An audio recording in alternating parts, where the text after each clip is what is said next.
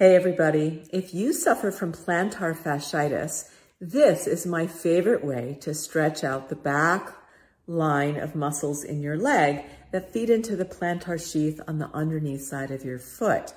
Here is what you're going to need. You're going to need a hardcover book, and the thicker the book, the bigger the stretch.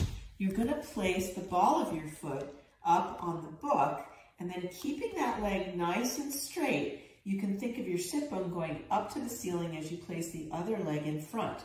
The bigger the step, the bigger the stretch.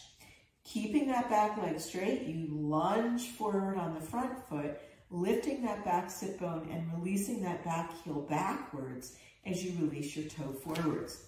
You can also try rolling your foot on a tennis ball, which will also give you some relief. Hope that helps. Share the video and check back soon for more helpful hints.